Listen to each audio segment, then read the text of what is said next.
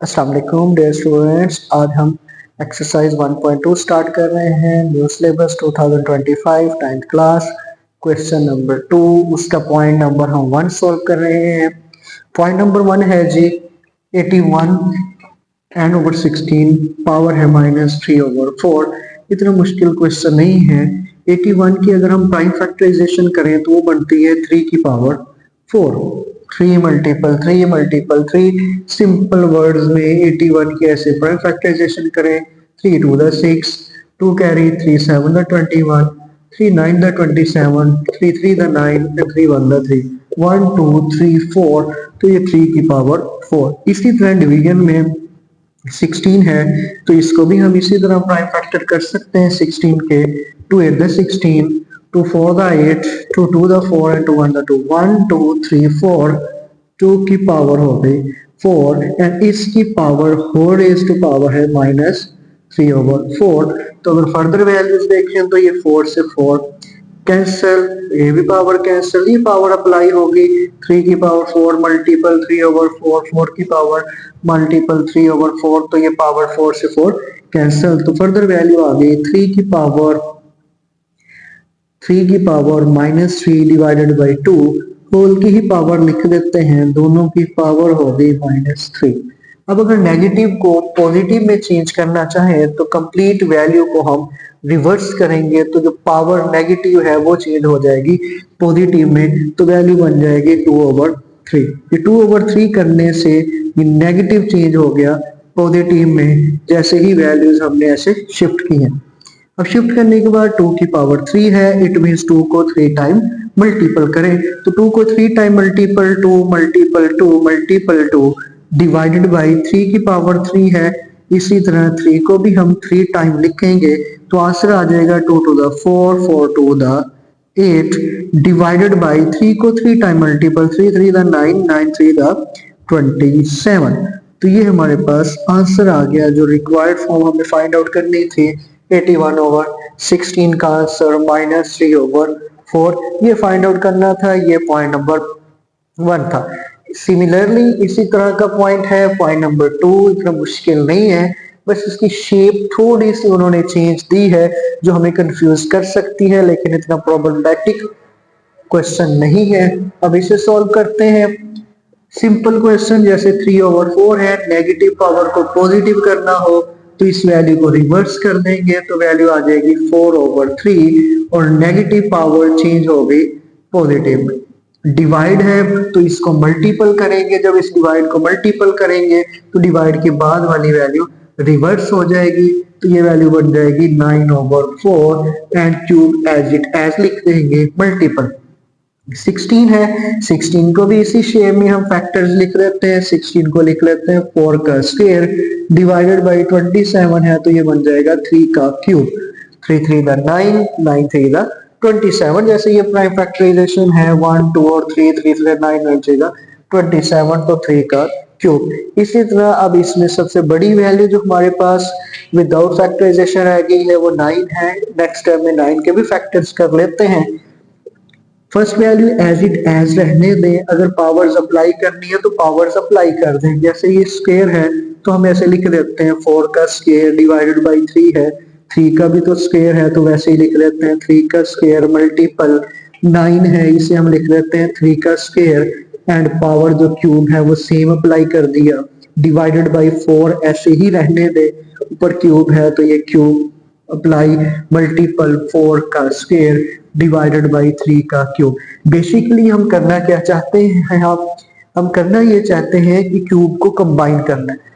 जितनी भी values for example हम इसमें करना क्या चाहते हैं, इन क्वेश्चंस में हम 4 को 1 बना लेंगे, 3 को भी 1 बना लेंगे। 4 2 टाइम्स या 3 टाइम्स लिखा है, 4 4 और 4 एक 4 लिखना है।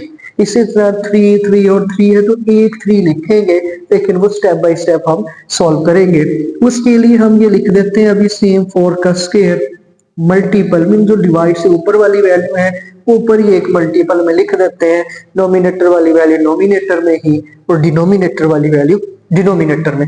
इसी तरह इसे फर्दर सॉल्व करें 3 की पावर 3 टू द 6 मल्टीपल 4 का स्क्वायर डिवाइडेड बाई अब ये भी सेम ऐसे लिख दें, 3 का स्क्वायर मल्टीपल 4 का क्यूब मल्टीपल 3 का क्यूब। अब ये double double triple triple values है, ये भी हमें अच्छी नहीं लग रही। हम एक बनाना चाहते हैं कि एक 4 हो, एक की 3 हो, सिंपल सा आंसर आए। तो इस 4 को हम लिखेंगे स्क्वायर। सिमिलर वैल्यूज मल्टीपल होते हैं तो पावर्स ऐड होते हैं। ये आपने लॉज ऑफ एक्सपोनेंट में पढ़ा है कि for example a multiple a है, a की पावर 2 है, फिर a की पावर 2 है, ये बेसेस हैं, ये पावर्स हैं। इसे हम कहेंगे ये पावर और इस वैल्यू को हम कहेंगे ये है बेस। सिमिलर बेसेस सेम हो तो पावर्स ऐड हो जाती है मल्टीप्लिकेशन में। तो अब ये बेसिस 4 एंड 4 सेम है तो एक 4 लिख लिया, पावर ऐड कर देते हैं 2 प्लस 2। इसी तरह डिवाइड में जो सेम है वैल्यू, ये जब इसे डिनोमिनेटर से नोमिनेटर में शिफ्ट करेंगे तो साइन चेंज हो जाएगा पावर का। पावर पॉजिटिव 3 है तो ऊपर जाके ये नेगेटिव 3 हो जाएगी। ये डायरेक्ट एक स्टेप सॉल्व कर दिए है, अदरवाइज आप एक स्टेप में लिख सकते हैं 4 की पावर क्यूब पॉजिटिव, ऊपर ले जाके नेगेटिव लिख सकते हैं। मल्टीपल इसी तरह 3 की पावर 6, 3 का स्क्वायर है, पॉजिटिव है, डिनोमिनेटर में ऊपर जाएगा तो ये हो जाएगा -2। इसी तरह 3 का क्यूब पॉजिटिव है, ऊपर जाके ये भी -3। फर्दर वैल्यू आ गई 4 की पावर 2 प्लस 2 4, 4 -3, 4 -3 पावर रहेगी 1, 1 हम राइट नहीं करते, सिंपल आ गया 4 मल्टीपल वाला मल्टीपल लगाया 6 -2 -3, -2 -3 इक्वल हो जाते हैं -5 के। तो ये 6 -5 तो बाकी इसकी भी पावर आ गई 1, 6 -5 1 आ गया तो ये सिंपल आ गया 3। तो 4 मल्टीपल 3 करते हैं तो ये 12, 4 3 द 12। ये जी आंसर है। ये था पॉइंट नंबर 2 जो भी सॉल्व किया है। ये पॉइंट 1 और 2 इस वीडियो में हमने सॉल्व किया। पहले 2 पॉइंट्स हमने पहले सॉल्व कर लिए हैं। अब हम थर्ड पॉइंट से स्टार्ट कर रहे हैं। पॉइंट नंबर 3, 0.027 एंड पावर -1/3 इसे सॉल्व करना है। शॉर्ट क्वेश्चन के लिए इंपॉर्टेंट है, लॉन्ग के लिए इंपॉर्टेंट नहीं है, लॉन्ग में नहीं आएगा, शॉर्ट के लिए एनुअल पेपर के लिहाज से। अब सबसे पहला काम जो होता है ये पॉइंट वाली वैल्यूज में, वो ये होता है कि इस पॉइंट को खत्म करना है। जब इस पॉइंट को खत्म कैसे करते हैं कि पॉइंट की जगह हम डिवाइड में लगाते हैं 1 और बाकी पॉइंट के बाद जितनी वैल्यूज हैं उतने 0 लगा सकते हैं। अब फॉर एग्जांपल ये वैल्यू है 0.027। अब पॉइंट खत्म करने के लिए इस पॉइंट की जगह पे आ जाएगा 1 और उसके बाद जितनी वैल्यूज है उतने 0। तो ये वैल्यू बन जाएगी 27/1000। पॉइंट इस तरह से कैंसिल होता है। तो इसी तरह हमने इधर सोल्व करने, बस थोड़े से इसे स्टार्टिंग में हम लिख सकते हैं कि ये सॉल्यूशन है, फिर इसमें गिवन वैल्यू लिख लें। गिवन है 0.027 एंड पावर -1/3। अब फर्स्ट स्टेप में पॉइंट खत्म करते हैं। पॉइंट के लिए मैंने अभी आपको समझाया कि कैसे चेंज करते हैं। तो इसे हम लिखेंगे 27 डिवाइडेड बाई 1000 एंड पावर इसकी सेम रहेगी -1/3 या -1/3। अब इससे नेक्स्ट जो करना है, इसमें पावर होगी नेगेटिव, पावर को पॉजिटिव में चेंज करना है। तो नेगेटिव पॉजिटिव में कैसे चेंज होगी कि इस कंप्लीट वैल्यू को हम रिवर्स कर देंगे। अगर पावर नेगेटिव हो, पॉजिटिव में चेंज करने, इस कंप्लीट वैल्यू को हम रिवर्स करेंगे, ये माइनस या ये प्लस में चेंज हो जाएगा। तो इसे फर्दर हम एक स्टेप इस तरह से लिखेंगे कि इनको रिवर्स करके 1000 डिवाइडेड बाई 27 एंड होल की पावर -1/3 था, ये नेगेटिव -1/3 था, तो इसको चेंज कर दिया पॉजिटिव में 1/3। क्योंकि कंप्लीट वैल्यू को रिवर्स किया है तो नेगेटिव चेंज हो गया पॉजिटिव में। अब इससे फर्दर वैल्यू 1000। अब 1000 की अगर हम प्राइम फैक्टराइजेशन रफ में करें, 10 पे भी डिवाइड होता है, अदरवाइज जैसे 10 1 10 एंड 00 आ गए, फिर 10 10 100 हो गया एंड फिर 10 1 10। अदरवाइज वैसे भी मल्टीपल में देख लें, 10 मल्टीपल 10 मल्टीपल 10, 3 टाइम मल्टीपल करें 10 10 100, 100 मल्टीपल 10 तो ये 1000 बन जाते हैं। इट मींस 1000 को हम लिख सकते हैं 10⁻³ 10⁻³ मीन 10 को 3 टाइम मल्टीपल करें तो इस 1000 को हम लिखते हैं 10 की पावर 3 डिवाइडेड बाई 27 है। अब 27 को हम लिख सकते हैं, प्राइम फैक्टराइजेशन करके देख लें इसकी। 3 9 द 27, 3 3 द 9 एंड 3 1 द 3। तो इसे काउंट कर लें, लेफ्ट साइड पे जो है 1 2 और 3, तो ये 3 की पावर बन गई 3 टाइम्स है, इसलिए 3 की पावर हो गई 3। और ये जो 1/3 है ये सेम ऐसे ही पावर हम रहने देंगे 1/3। अब इससे फर्दर पॉइंट, ये जो प्राइम फैक्टराइजेशन कर रहे हैं ये सारी रफ पॉइंट है, रफ काम में है, इसे क्वेश्चन में नहीं लिखते, रफ सॉल्यूशंस है। अब ये पावर 1/3 जो है ये अप्लाई कर देंगे, 10 की पावर 3 मल्टीप्लाई 1/3 डिवाइडेड बाई 3 की पावर 3 मल्टीप्लाई 1/3। और इसमें आपने इक्वल लगाना होता है, इक्वल ऐसे डबल वैल्यूज होना तो मिडल में हम इक्वल लगाते हैं, इस जगह पे आपने इसके इक्वल वगैरह मार्क करने हैं। अब ये 3 से 3 कैंसिल, इसी तरह डिवाइड वाली वैल्यू में भी 3 से 3 कैंसिल, तो रिमेनिंग वैल्यू आ गई 10/3। इधर तक भी आप स्किप कर सकते हैं, इधर तक भी ये आंसर है। अगर इसे फर्दर सॉल्व करना हो, बुक से मैच करना हो आंसर, तो फर्दर भी सॉल्व कर सकते हैं। फर्दर सॉल्यूशन में क्या होगा कि जो ऊपर वैल्यू है 10 इसे हम लिखेंगे इनसाइड में, और जो डिवाइड में वैल्यू है 3 इस पे हम डिवाइड करेंगे। तो अब इसे मल्टीपल करते हैं, टेबल पढ़ते हैं, 3 3 दा 9, तो 10 में से -9 किया, बाकी आ गया 1। अब इस वैल्यू को हम ऐसे लिखेंगे एंटी क्लॉकवाइज, ऊपर वाली वैल्यू जो है ये साइड पे लिखेंगे, साइड वाली वैल्यू डिवाइड में लिखेंगे, और डिवाइड वाली वैल्यू ऊपर लिखेंगे नोमिनेटर में। तो इसको हम एंटी क्लॉकवाइज कहते हैं। तो इसे हम लिखेंगे 3, ये साइड पे हो गया, साइड वाली वैल्यू डिवाइड में, और डिवाइड वाली वैल्यू ऊपर लिख दी है नोमिनेटर में। तो ये हमारे पास आ गया आंसर। इसे भी आंसर कह सकते हैं। फर्दर सॉल्व करना हो मजीद कि जहां से नेक्स्ट सॉल्व ना हो रहा हो तो ऐसे भी लिख सकते हैं। अदरवाइज पॉइंट में लिखना हो तो कैलकुलेटर में भी लिख सकते हैं, 10/3 इक्वल करेंगे तो डेसिमल में मीन पॉइंट्स में आंसर आ जाएगा, वैसे भी लिख सकते हैं। तीनों सेम में आंसर ठीक है। अब ये जो काम है ये रफ में है, इसे आप नोट करना चाहे रफ में नोट कर सकते हैं, सॉल्यूशन में ये नहीं आएगा। तो ये एक क्वेश्चन आपका शॉर्ट क्वेश्चन जो है वो कंप्लीट हो गया, ये भी रफ था। अब इसके बाद सेकंड पॉइंट हम सॉल्व कर रहे हैं, पॉइंट नंबर 4। अब इसकी शेप पे आपने नहीं जाना, इसकी शेप जो है वो डिफरेंट आती है शॉर्ट क्वेश्चंस में। जो ओल्ड बुक थी उसमें तो कम थी शेप चेंज, लेकिन न्यू बुक में ज्यादातर उन्होंने शेप्स वगैरह चेंज कर दिए क्वेश्चंस की। मेथड वैसे ही है, इतना टफ मेथड नहीं है।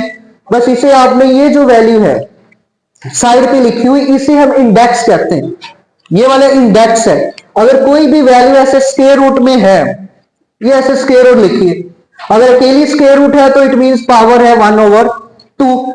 अगर ऐसे इंडेक्स में इधर लिखा है 3 इट मींस पावर है 1/3। इसी तरह अगर इधर इंडेक्स में 5 लिखा है तो इसे हम लिखेंगे 1/5। ये पावर्स इस तरह से बनती हैं। तो इसे हमने ऐसे सॉल्व करने। अब इसे सोल्व करने के दो मेथड हैं। एक तो यह है कि एक x बना लें, एक y और एक z कंबाइन कर लें, या आप 1/7 सब पे ऐसे ही अप्लाई भी कर सकते हैं, डायरेक्ट भी अप्लाई कर सकते हैं, या सिंपल उन्हें पहले सॉल्व करके एक वैल्यू बना लें फिर अप्लाई कर लें तो वो ज्यादा इजी रहेगा। तो हम इधर एक वैल्यू बनाएंगे इसकी, इधर आपने स्टार्टिंग में लिखना ही है, हर क्वेश्चन में गिवन सॉल्यूशंस वगैरह ये लास्ट में लिखने हैं, और एंड पे आंसर की हेडिंग देनी है। अब इसे फर्दर सॉल्व करना है, x की पावर 14, y की पावर 21, और डिवाइड में y की पावर है 14। अगर डिवाइड से इसे ऊपर शिफ्ट करेंगे, डिवाइड से नॉमिनेटर में लेके जाते हैं तो पावर का साइन चेंज हो जाता है। +14 है, ऊपर जाके -14 है, तो हम डायरेक्ट पावर से माइनस कर देते हैं 14। y को y के साथ सॉल्व कर सकते हैं, z को z के साथ, और x को x के साथ। अब इसी तरह z की पावर है 35, डिवाइड में +4 है, ऊपर जाके यार z की पावर सही नहीं है लग रही, क्वेश्चन देखें, वो तो कोई नहीं एडिटिंग में कर लेंगे। z की पावर 7 है, क्वेश्चन को देख के ही पता चल गया था इधर कोई मसला है। इधर है z की पावर 7, बाकी ठीक। नहीं नहीं, वो ऊपर ठीक है, ये वाली वैल्यू ठीक है डिवाइड में। हाँ जी, ये क्वेश्चन में इधर पावर है z की पावर 7, तो इस z की पावर 7 नीचे पॉजिटिव है, ऊपर जाके नेगेटिव हो जाएगी। और ये जो इंडेक्स है, ये मैंने जो अभी आपको इधर बताया कि अगर इंडेक्स में इधर कोई पावर नहीं है तो 1/2 है, इधर अगर 3 आ गया तो 1/3, 5 है तो 1/5, इसी तरह 7 है तो वैल्यू क्या हो जाएगी 1/7। तो कंप्लीट वैल्यू के ऊपर लिख देंगे 1/7। अब इससे फर्दर x की पावर 14, क्योंकि एक ही वैल्यू है, y की पावर 21 माइनस 14, रिमेनिंग वैल्यू क्या हो जाएगी 7, z की पावर 35 माइनस 7, तो रिमेनिंग वैल्यू आ गई 28, होल की पावर 1/7। अब 1/7 जो पावर है, ये पावर के साथ मल्टीपल हो जाएगी, इसे मल्टीपल में लिखेंगे, x की पावर 14 मल्टीपल 1/7, इसी तरह y की पावर 7 मल्टीपल 1/7, z की पावर 28 मल्टीपल 1/7। अब पावर से पावर्स को कैंसिल करेंगे, 7 के टेबल पे 7 1 7, 7 2 14, तो आंसर आ गया x का स्क्वायर। इसी तरह फर्दर 7 से 7 कैंसल, सिंपल y एंड 7 4 28, तो z की पावर आ गई 4। ये हमारे पास आंसर है जी। ये आपका था पॉइंट नंबर 4 एक्सरसाइज 1.2 का, जो अभी हमने सॉल्व किया है।